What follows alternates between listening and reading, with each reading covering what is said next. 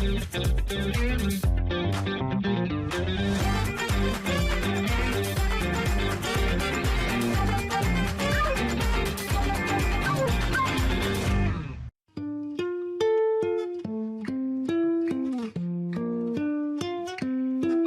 semaine dans After, c'est à Forêt que je vous donne rendez-vous et plus particulièrement rue des Alliés parce qu'ici ça bouge, ça bouge, ça bouge. On va commencer par l'épicerie coopérative Bloom qui rencontre un succès fou.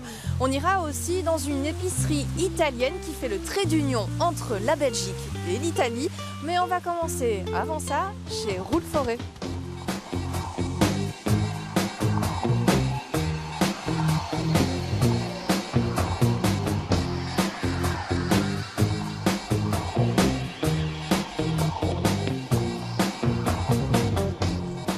Ici, on est à Roule Forêt, un magasin de vente et de réparation de vélos à Forêt.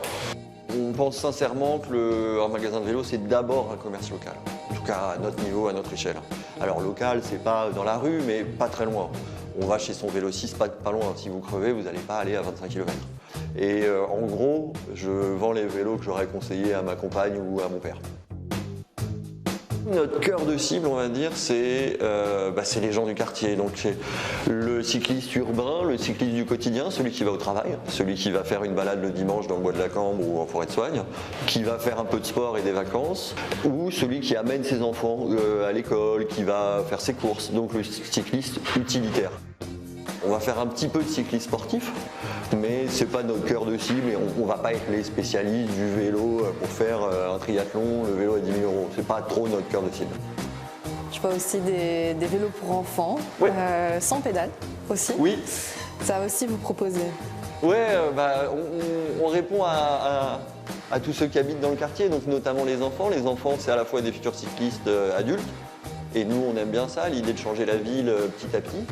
Et puis les enfants, c'est quand même une super population, c'est très chouette, on est un peu Saint-Nicolas ou le Père Noël toute l'année, donc ça aurait été vraiment dommage de se priver de ça parce que c'est une des parties du métier qu'on aime bien, c'est on offre un service mais on offre aussi du plaisir, vraiment les gens viennent chez nous, ils ressortent contents et les enfants, vous imaginez pas, j'ai vraiment l'impression d'être une personne très très importante et ça me plaît. La mécanique, c'est la chose la plus importante et dans un magasin de vélo, c'est la personne la plus importante parce que à la fois pour les gens qui n'ont pas acheté leur vélo chez nous, mais il faut qu'il y ait de la qualité parce que tout le monde ne comprend pas bien le fonctionnement d'un vélo et les gens nous font confiance avec leur sécurité. François, il travaille depuis 2017, il a travaillé dans différents magasins. Et là, on peut dire qu'il est senior, mais il y a encore au quotidien des moments où on a des problèmes, on va réussir à les résoudre, mais on ne les a jamais vus. C'est aussi ce qui fait l'intérêt de ce métier pour un mécanicien, c'est que c'est pas tous les jours la même chose. Il y a un truc, et on aime bien, mais c'est un peu un running gag entre gens qui travaillent dans le vélo, c'est que souvent, on a des gens qui arrivent et qui disent « mon vélo fait crack ». Et après, à partir de là, à nous de deviner quel est le problème du crack. Donc voilà, c'est ça l'expérience de François, c'est qu'il va entendre un crack et il va l'entendre différemment de quelqu'un d'autre et il va savoir que ce crack-là c'est ça et ce crack-là c'est ça. Des soignants du vélo en fait. Ouais, et alors c'est un peu plus loin, mais j'ai tendance à penser que parfois pour certains clients on est un peu comme un médecin de famille, c'est-à-dire que on connaît la famille, on connaît leur vélo. Tu peux me parler du quartier, des commerçants, etc. Ça bouge ici? Nous, on n'est pas ouvert depuis très longtemps. Moi, j'ai habité 9 ans à rue de Mérode, donc c'est vraiment à côté. Et j'ai vu l'évolution du quartier. Là, on voit qu'il y a plein de choses qui sont ouvertes. Il y a des nouvelles boulangeries, des épiceries italiennes, des librairies. Enfin, il y a beaucoup de choses qui se passent. Et quand on parle aux gens du quartier, par exemple, historiquement, ici, c'était une boucherie qui a été là pendant 40 ans. Et on voit que les gens, à la fois, sont hyper contents qu'on soit arrivés. Et en même temps, ils ont toujours cet attachement à ce boucher qui a été là 40 ans, qui est parti il y a 3 ans. Donc on voit que c'est un quartier à la fois qui se développe et à la fois avec des gens qui sont là depuis très longtemps et qui sont très attachés à leur quartier.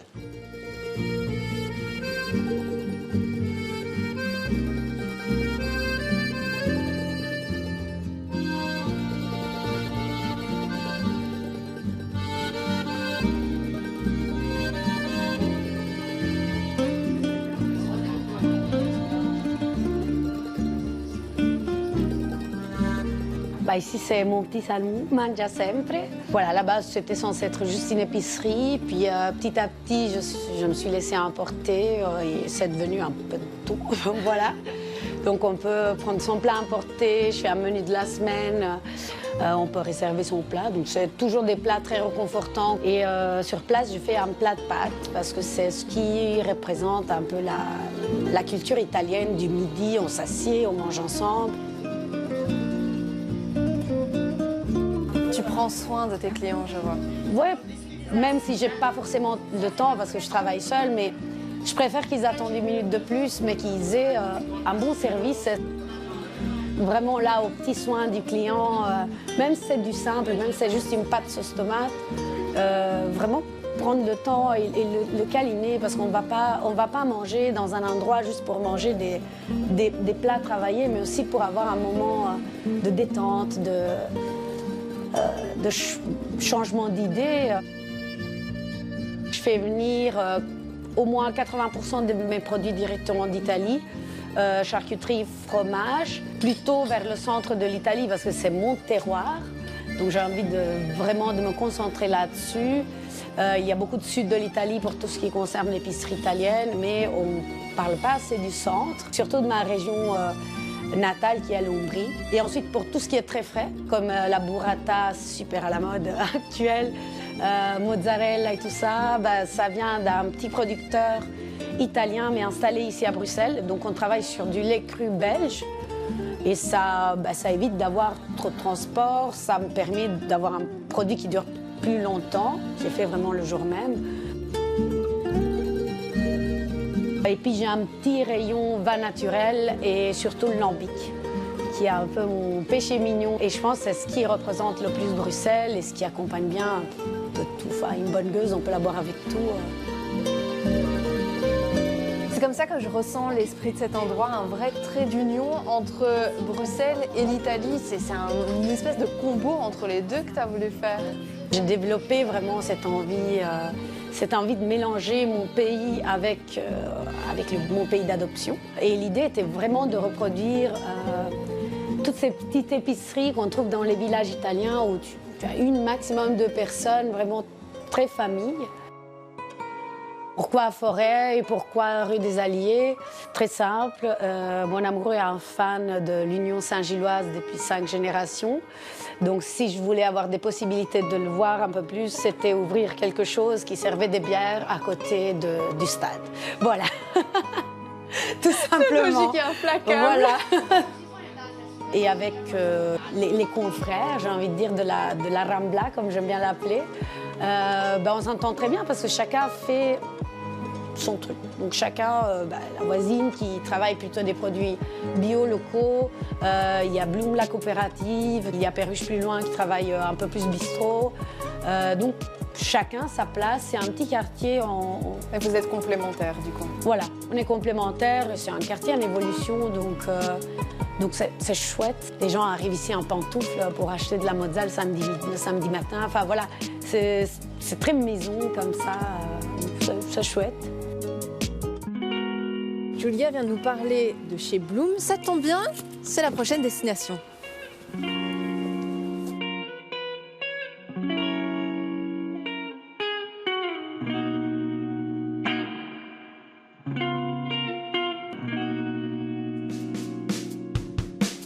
On s'est un peu invité chez Bloom au moment où tout le monde vient faire les courses. On sent qu'il y a du monde, du passage. On est où ici exactement? Alors on est chez Bloom, une épicerie coopérative de quartier. Et donc là c'est justement le moment où les gens arrivent plus ou moins en fin de journée, mais c'est ouvert très tôt et tous les jours du lundi au samedi. Combien est-ce que de mangeuses, mangeurs sont inscrits chez Bloom? Alors ça augmente de plus en plus au point qu'il y a même une liste d'attente. Donc on est à 600 mangeurs, mangeuses avec des familles petites, grandes selon. C'est que la demande dans le quartier était quand même hyper forte. Clairement, oui. Donc ici, dans la rue, il commence à y avoir de plus en plus de commerces, mais il y a encore quelques années, il y en avait très peu. Donc le côté bio, le côté responsable, réflexion, en plus par rapport à ce qui arrive pour le moment, par rapport aux agricultrices, agriculteurs, une réflexion sur ce qu'on mange, d'être respectueux de l'environnement et des salaires de ces personnes qui sont dans le champ, c'est clairement une demande. Et de bien manger, du coup aussi, pour cette question du bio. Il n'y a pas que du bio, mais il y a beaucoup de bio, du local, du saison. Comme son nom l'indique, il faut être coopérateur-coopératrice en achetant une part. Et après, on a une cotisation par mois qui est différente selon qu'on soit un adulte, un enfant, un adolescent. Et ça, c'est un choix qu'on a fait aussi parce qu'il y a des coopératives qui existent et qui fonctionnent très bien aussi, où on demande aux personnes, au-delà de la part, de donner des heures de bénévolat. Ici, ce n'est pas demandé, c'est plus que le bienvenu. Il y a plein de formes de bénévolat possibles, que ce soit à la caisse derrière moi ou dans des groupes de réflexion ou dans des apéros qui sont organisés.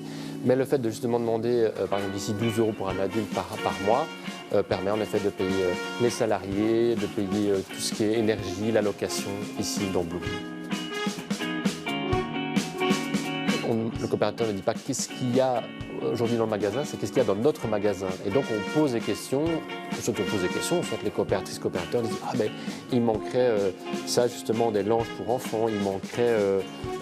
il y avait la question justement de la viande et donc on a décidé qu'on en prenait. » Et donc voilà, il y a vraiment un esprit de participer aux décisions du magasin aussi. Et de ne pas être en surstock derrière, j'imagine, en proposant des produits qui n'arriveraient pas à toucher les mangeurs et les Exactement. mangeuses. Et c'est ici qu'on se quitte, mais After, c'est pas tout à fait fini. J'ai besoin de vous et de vos bonnes adresses. Si vous en avez en tête, n'hésitez pas à m'écrire after@bx1.be. À tout vite.